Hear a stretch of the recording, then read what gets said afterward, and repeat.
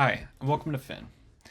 Today I'm going to be walking you through how to create a fixed length phishing campaign in Phin. And so first thing you're going to want to do is navigate to the left-hand nav menu and find phishing on the left. And then underneath that, you'll go ahead and select campaigns. And that will actually take you to the phishing dashboard that you can see here. And so you go ahead and select launch a phishing campaign.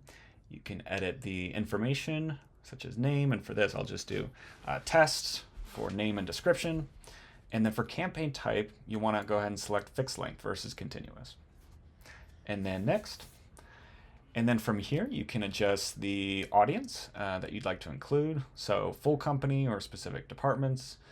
You can also select the specific phishing templates that you'd like to include. So it's a list of all of our phishing templates. You can preview each one of them, see what you like, include it, etc. as well.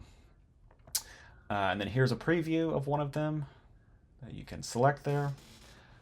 And then you also have the option to run a preview if you'd like to. And so if you select this option, you can send this to yourself or someone else just by entering an email address and see instantly what one of our phishing templates would look like in an email. And so when you're ready to do that, select next if you're not doing a preview, and you can select the cadence for when this will actually go out and when these emails will be sent.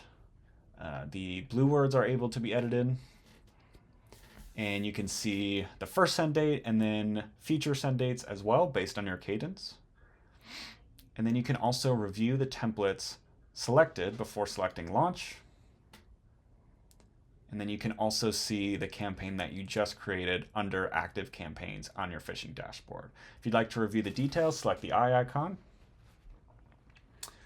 And you can see a summary of the schedule, the audience, the templates that are going to be sent, etc., and all the details. And so thank you so much for watching.